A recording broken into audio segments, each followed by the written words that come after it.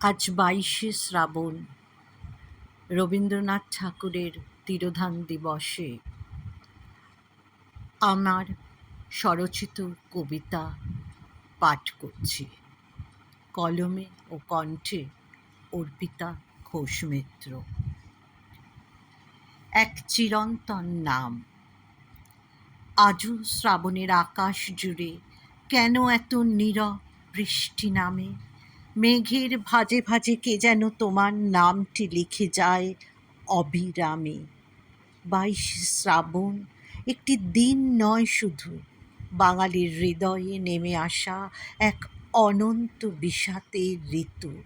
তুমি চলে গেলে, তবু তোমার গানেরা জেগে রইল জানালার পাশে, নিঃশব্দ রাতে তারার মতো মানুষের একাকী আকাশে। যে হাতে তুমি তুলে দিয়েছিলে শব্দের প্রদীপ, সে আলো আজও জ্বলে অন্ধকারের গভীর দ্বীপে। যে কণ্ঠে শুনিয়েছিলে প্রেম প্রকৃতি প্রতিবাদ, সেই সুর আজও ভেসে আসে শত ব্যথার পরেও অবিরত। তুমি বলেছিলে মানুষের চেয়ে বড় নয় কোনো প্রাচীর, ভালোবাসার চেয়ে গভীর নয় কোনো নীরবতা। তাই তোমার বিদায়ের দিনেও তোমাকে হারাতে পারে না পৃথিবী।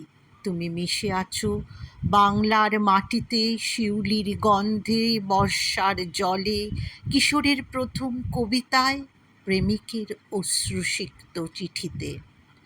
আজ ২২শে শ্রাবণ, শ্রদ্ধায় নত হয় সময়।